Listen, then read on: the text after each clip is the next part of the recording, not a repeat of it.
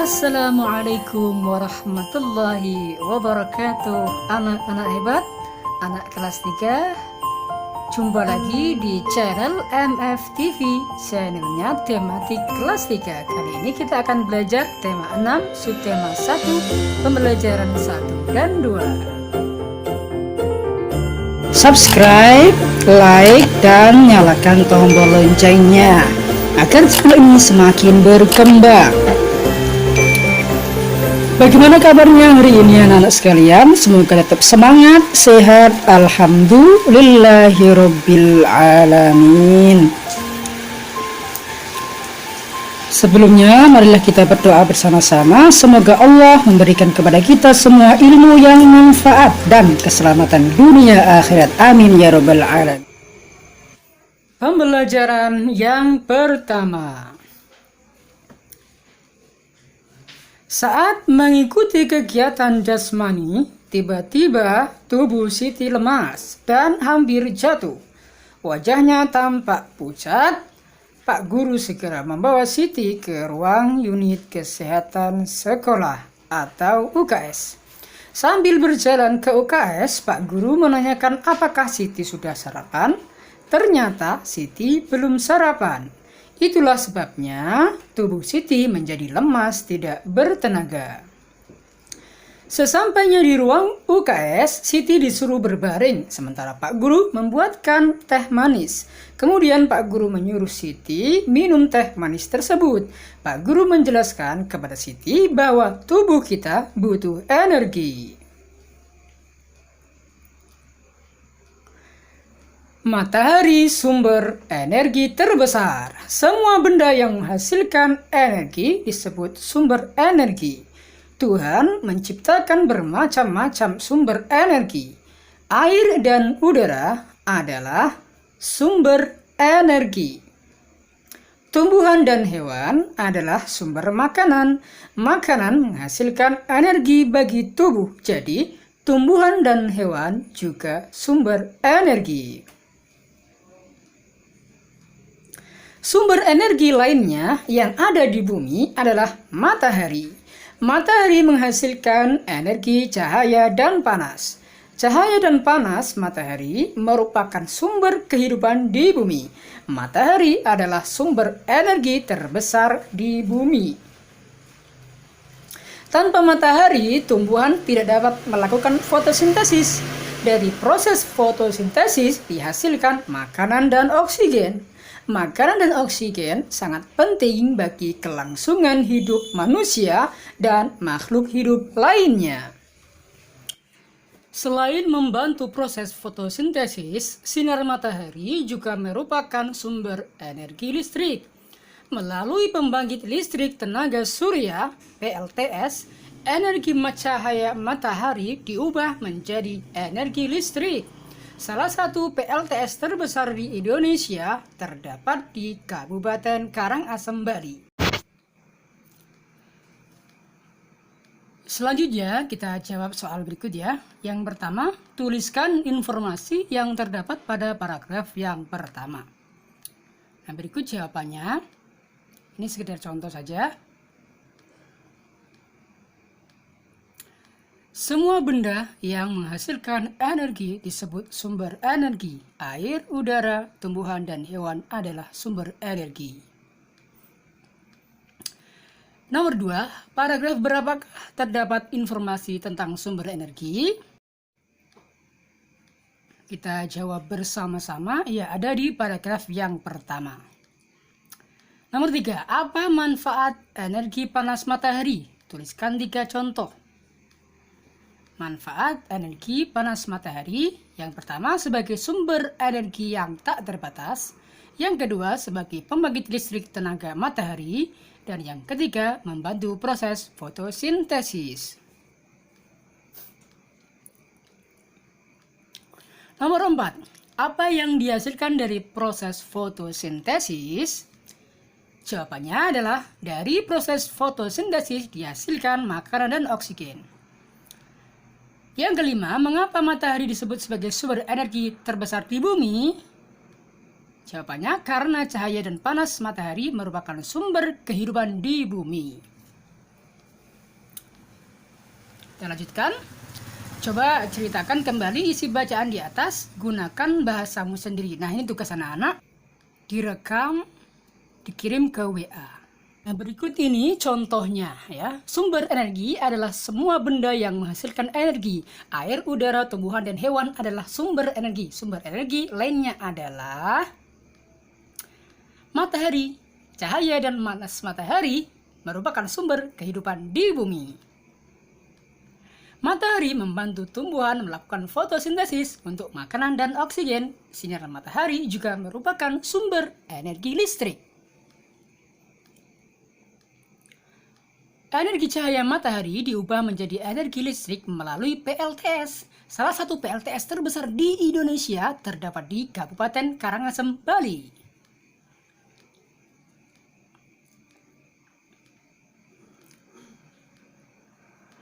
Matahari adalah sumber energi yang paling penting di bumi. Kita harus bersyukur atas karunia Tuhan karena adanya energi matahari. Ungkapan syukur dapat ditujukan melalui sebuah syair lagu. Melalui lagu kita dapat mengungkapkan perasaan kita terhadap apa saja. Seperti lagu berikut ini yang mengungkapkan rasa sukacita dan syukur atas adanya matahari sebagai sumber energi. Ayo kita belajar menyanyikan lagu berikut. Jangan malu atau ragu, bernyanyilah dengan percaya diri. Judulnya Matahari karya Nur Hasanah. Mari kita bernyanyi bersama.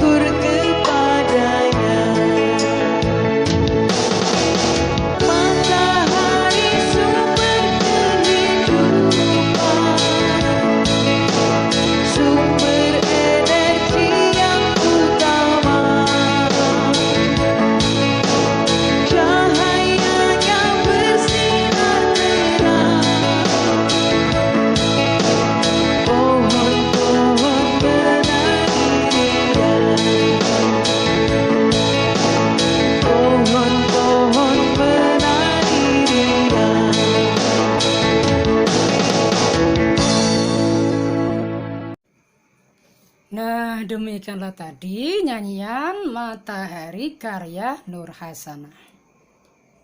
Perhatikan perbedaan yang dapat dirasakan saat menyanyikan lagu tersebut. Cermati lagu pada bait pertama dan bait kedua. Adakah perbedaan rasa saat menyanyikannya? Bandingkan dengan bait ketiga, adakah perbedaannya? Bait ketiga lagu di atas memiliki perbedaan irama dengan bait pertama dan kedua. Untuk membuktikan bahwa matahari adalah sumber energi panas, Siti melakukan percobaan. Siti menyiapkan segumpal kapas dan sebuah kaca pembesar. Lalu Siti meletakkan kapas di atas sebuah wadah. Siti memegang kaca pembesar di atas kapas. Siti mengumpulkan sinar matahari ke kaca pembesar dan mengarahkan kumpulan cahaya itu ke kapas. Beberapa waktu kemudian kapas mulai mengeluarkan asap dan terbakar. Pada percobaan di atas, kita mengetahui bahwa cahaya matahari tidak langsung membakar kapas, butuh waktu lama sampai kapas dapat terbakar. Kegiatan sehari-hari juga membutuhkan waktu. Ada kegiatan yang lama dan ada kegiatan yang singkat. Perhatikan gambar berikut ini, beri tanda centang pada gambar kegiatan yang waktunya lebih lama, beri tanda silang untuk kegiatan yang lebih singkat. Mari simak bersama-sama. Gambar yang pertama, Siti dan ibunya sedang memasak. Kemudian Udin sedang memakai baju. Manakah gambar yang kegiatan lama dan kegiatan singkat? Kita beri centang. Iya, yang memasak tentu yang lebih lama. Dan yang memakai pakaian tentu kegiatan yang singkat. Kemudian Udin meminum air. Edo sedang mandi.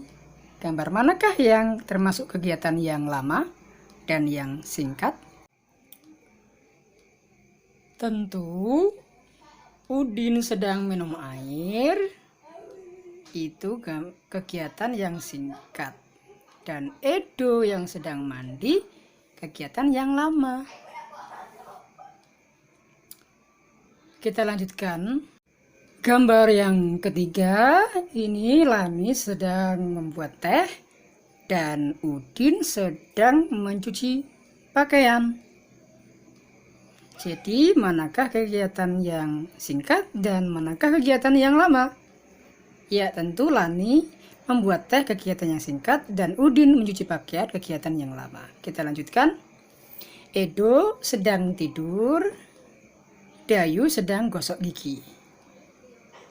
Ya, kegiatan yang singkat mana? Kegiatan yang lama yang mana? Ya, tentu Edo yang sedang tidur kegiatan yang lama dan Dayu yang sedang gosok gigi kegiatan yang singkat. Kita lanjutkan. Penny sedang makan, Siti sedang menyisir rambut. Jadi, kegiatan yang lama adalah yang Penny sedang makan kegiatan yang lama dan Siti sedang menyisir rambut kegiatan yang singkat. Kalian sudah dapat membedakan mana kegiatan yang lebih lama dan mana yang lebih singkat. Carilah contoh lainnya ya. Kita lanjutkan pembelajaran yang kedua. Selesai senam, Siti dan teman-teman kembali ke kelas. Mereka segera minum dan istirahat sejenak. Tidak lama kemudian Siti dan teman-teman sudah segar kembali. Pak Guru mengajak mereka bermain menyusun huruf. Huruf disusun membentuk kata. Kosakatanya berhubungan dengan sumber energi. Setelah kata terbentuk, mereka pun membuat kalimat. Ayo susun huruf-huruf berikut ini menjadi kata. Contohnya, HAAMITRA. Kita susun menjadi kata yang benar adalah matahari. Kita lanjutkan. GENRIE. Kita susun menjadi kata yang benar, yaitu adalah, siapa yang tahu? Ya, jawabannya adalah energi. Kita lanjutkan lagi yang nomor 2, CYAAHA. Siapa yang tahu, anak-anak, kata apa ini yang tepat untuk menyusun huruf-huruf tersebut? Ya, jawabannya cahaya. Yang ketiga, FTONOSTISSEI. Jawabannya, jika disusun menjadi sebuah kata yang benar, fotosintesis. Yang nomor 4, SAPNA. Susunlah menjadi kata yang benar. Ya, panas. Yang nomor 5, ESUBMR. Kata yang benar adalah sumber. Sekarang buatlah kalimat dari kata tersebut ya. Ini tugas kalian. Contohnya, matahari adalah sumber energi terbesar di bumi. Kita buat kata energi ya. Ikut contohnya. Istirahat dan minum dapat mengembalikan energi yang telah terpakai. Kata yang kedua, cahaya. Kita buat kalimat dengan kata cahaya. Energi cahaya matahari diubah menjadi energi listrik.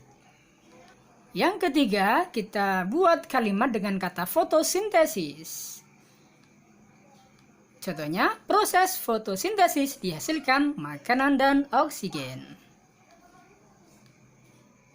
Kemudian yang keempat, kita buat kalimat dengan kata panas. Contoh kalimatnya, matahari menghasilkan energi cahaya dan panas. Yang kelima, kita buat kalimat dengan kata sumber. Sebagai contoh, air dan udara adalah sumber energi. Siti dan temannya telah menyusun kata dan membuat kalimat. Pak Guru melanjutkan pelajaran. Pak Guru menjelaskan bahwa air juga sumber energi. Ketika diminum, maka air akan memberi energi. Tubuh kita memerlukan air sampai 3 liter setiap hari. Tubuh kita akan lemah jika kekurangan air, sehingga kita harus memiliki persediaan air bersih yang cukup. Tidak semua tempat tersedia air bersih yang cukup. Di beberapa tempat, orang bahkan harus membeli air untuk keperluan sehari-hari. Karena itu, kita wajib menghemat penggunaan air di rumah. Matikan keran air sesudah digunakan. Jangan menghamburkan air untuk keperluan yang tidak penting. Kalau minum air matang, harus dihabiskan. Masih banyak lagi contoh kewajiban di rumah dalam menghemat energi. Diskusikan bersama temanmu bagaimana cara yang baik dalam menggunakan energi. Ini contohnya ya. Karena kebutuhan akan energi secara terus-menerus dan besar-besaran, maka ada kemungkinan kita akan kekurangan energi dari tahun ke tahun. Karena hal tersebut, maka kita perlu melakukan penghematan energi supaya tidak terjadi kekurangan energi. Cara yang baik dalam menggunakan energi yaitu yang pertama, menggunakan energi seperlunya. Yang kedua, tidak membuang-buang atau boros energi. Yang ketiga, menjaga ketersediaan energi dengan baik.